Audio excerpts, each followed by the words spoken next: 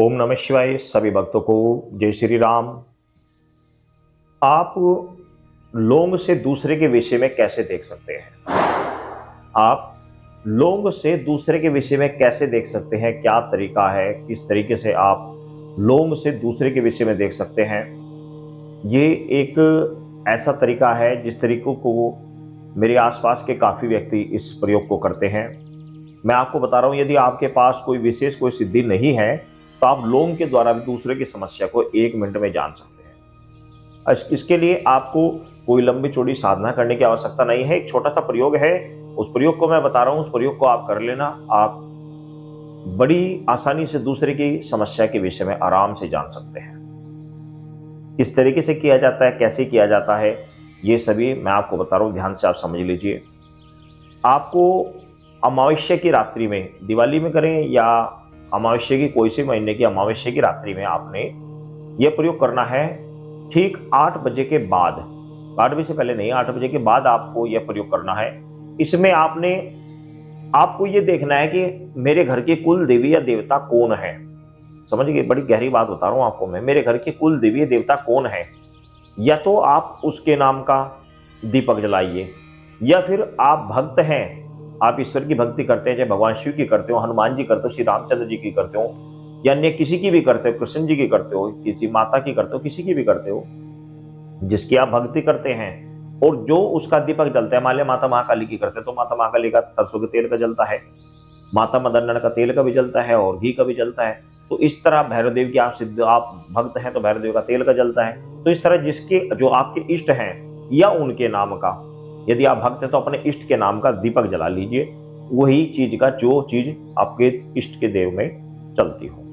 अब आपने धूमबत्ती लगा लेनी है और आपको आलती पालती मारकर बैठ जाना है।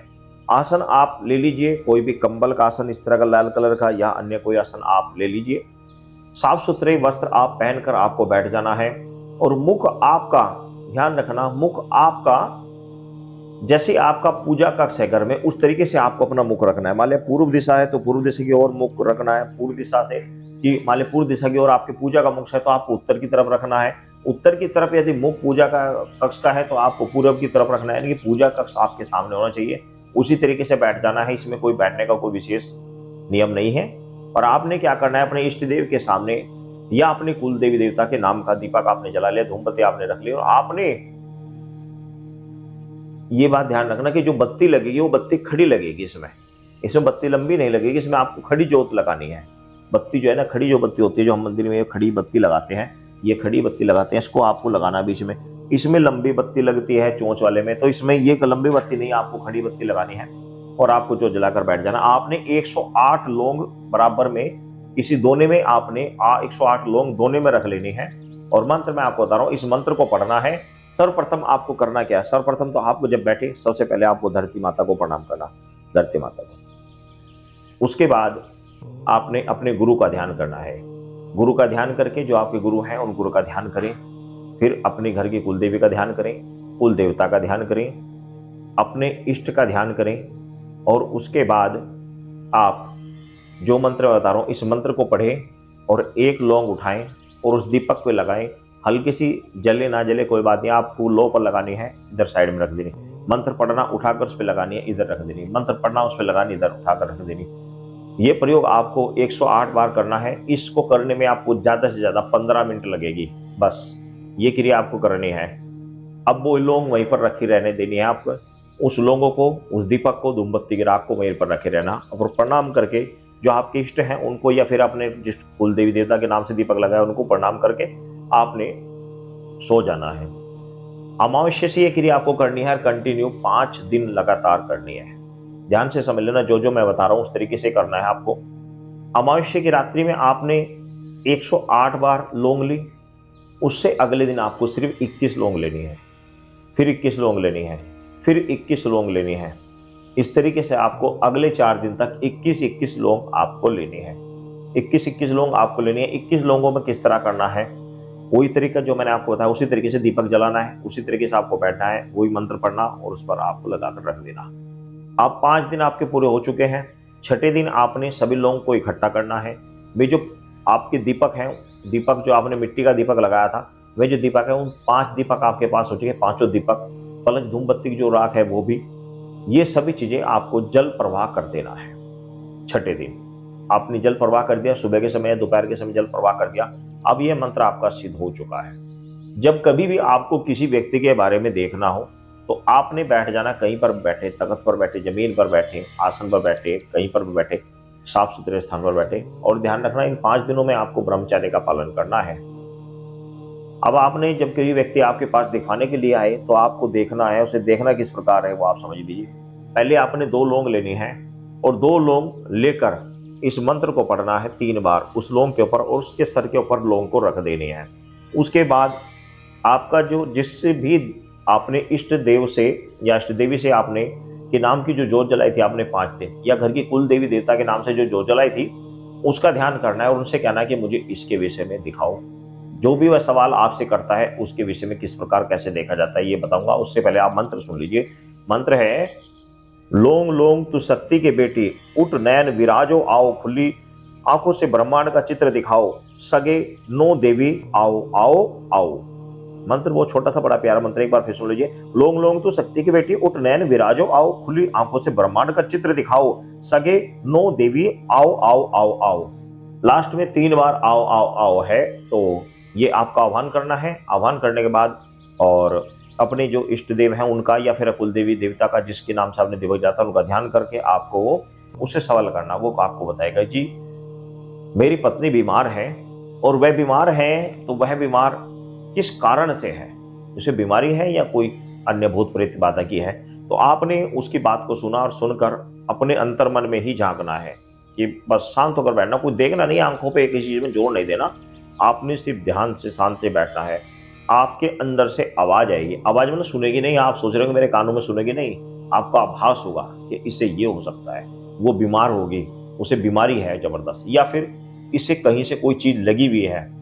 इस तरह से आप जो मर्जी चाहे पूछ सकते हैं। वह आपसे पूछने लगा कि क्या मेरा बेटा सही है या गलत संगत में बैठता है, तो आपने ये बात कही अपने मन में और मंत्र में, तो आपने ध्यान रखा, तो आपको आवाज अंदर से आभास होगा कि वह गलत संगत में बैठता है, गलत संगत में बैठता है। और उसने कहा कि भाई कितने व्यक्ति हैं जिनके संगत में बैठता है, तो आपने ध्यान करा कितने आदमी हो सकते हैं जिनकी संगत में बैठता है, तो आपको आभास हुआ 4 आदमी हैं, तो आपने 4 आदमी बता देने हैं। पहली बार में जो सवाल का जवाब आता है वही क्लियर होता है। अगर आप बाद में सोचो जाओ भाई ये वो तो गड़बड़ हो जाएगा। जो शुरू में एकदम आंसर आएगा, पहला आंसर आएगा, वो सही होता है बिल्कुल ही। बाद में आप उसमें छानबीन करोगे तो वो तो कभी नहीं चलेगा, क्योंकि तर्क वितर्क नहीं है, आत्मा से ही परमात्मा है, इस आत्मा में ही सब कुछ है। जो योगी, बड़े बड़े योगी और संत महात्मा जो दूसरे को देखकर एकदम बता देते हैं, वो किसी और से नहीं पूछते हैं। अगर आप सोच रहे हैं भाई कोई कुछ विशेष शक्तियां आकर बताती है, तो विशेष शक्तियां भी आकर बताती हैं, लेकिन कुछ योगी ऐसे होते हैं जो अपनी अंतर आत्मा को, अपनी आत्मा को ही उजागर रखते हैं, अपनी आत्मा को ही पावरफुल बनाकर रखते हैं।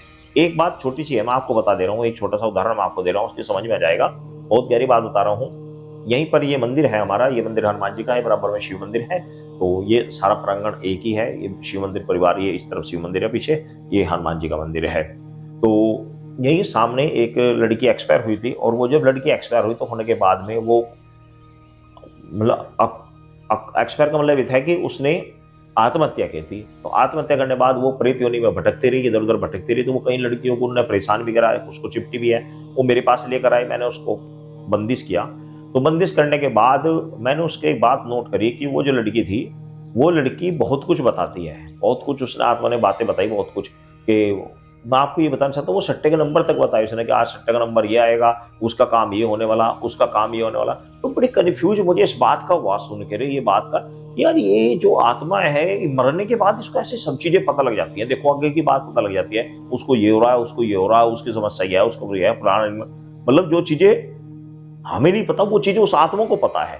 तो अब आप समझिए कि आत्मा से ही परमात्मा होता है। आत्मा जब होती है बड़ी पावरफुल चीज होती है, आत्मा ही परमात्मा है। इस आत्मा को जब आप अपने आप को ही स्ट्रोंग रखोगे तो आपको किसी की जरूरत नहीं पड़ेगी, आप आत्मा को स्ट्रोंग कर लो, इसी से सब कुछ पता लग जाता है कहाँ पे क्या होने वाला, किस तरीके से क्या होने वाला। लेकिन ये होता है इष्ट देवता के द्वारा या घर की कुल देवी देवता के द्वारा ही, क्योंकि वो ही आशीर्वाद आपको देते हैं। जैसे कि थर्ड आई ओपन है, थर्ड आई होती है, थर्ड आई ओपन कैसे होती है? थर्ड आई ओपन बहुत सोच रहे हो भाई कोई चीज हमें आगे मिल जाएगी, या कि किसी देवता की किसी की अनुकंपा होती है, हनुमान जी की अनुकंपा होगी, उन्हें आशीर्वाद दिया, थर्ड आई ओपन हो गया आपकी। आपने मेडिटेशन किया लंबे समय तक, अपनी आत्मा को ही उजागर किया, आपने लंबे मेडिटेशन किया, जाप किया और त्राटक किया, तो आपकी थर्ड आई ओपन हो गई। या किसी पितर ने आके थर्ड आई ओपन कर दी। तो कुछ भूत प्रेत भी ऐसे पावरफुल होते हैं जो थर्ड आई ओपन कर देते हैं। तो ये होती है पावर। तो इन आत्मा में बहुत पावर होती है, आत्मा से बहुत कुछ होता है। आत्मा कर आप अपने, ये सबसे बड़ी बात ये चीज होती है विवेक से। आप कभी भी एक बात सोचना, जब भी आप कोई अच्छा कार्य या बुरा कार्य करते हैं तो आप अपने मन से सोचना क्या ये कार्य अच्छा है, तो आपका मन बताएगा हाँ ये काम ठीक है या नहीं है। कभी भी सोचना, आपने 4 रोटी खा ली, मन कह रहा है 5वीं रोटी खा लूं, तो अपने विवेक से पूछे कि क्या मुझे 5 रोटी खानी चाहिए या नहीं खानी चाहिए। विवेक आपका कहेगा नहीं, 4 रोटी हो चुकी है, पेट इतने के लिए ठीक होती है, अब तू खा रहा है तो शरीर के लिए खा रहा है, वास्तव में तेरी जो भूख थी वो तेरी भूख के लिए इतनी रोटी काफी थी। विवेक ये कहेगा, लेकिन आप विवेक की नहीं सुनेंगे, आप मन की सुनोगे। तो ये होती है बात। ऐसे ही किसी भी कार्य के लिए, आप किसी चोरी करने जा रहे हैं या कोई चीज आप उठा रहे हो किसी की, तो विवेक आपको कहेगा नहीं ये गलत है, ये चीज हमारी नहीं है, तो इसे उठाने का कोई अधिकार नहीं बनता। लेकिन आप मन की सुनोगे, नहीं नहीं नहीं उठा लो, पड़ता है।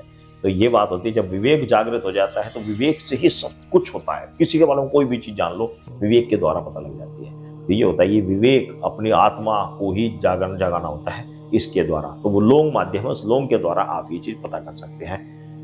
वेरी इंपॉर्टेंट विषय है। जब मेहनत करोगे तब कुछ प्राप्त होगा, और करो मेहनत, आपको रास्ता मिलता चला जाएगा। एक नहीं, दूसरी वीडियो देखो, दूसरी तीसरी देखो, कहीं ना कहीं कोई ना कोई रास्ता मिल जाएगा। जब बढ़ोगे तो बढ़ते रहोगे किसी चीज में, तो कहीं ना कहीं से कोई ना कोई रास्ता मिल ही जाता है। सभी भक्तों को जय श्री राम।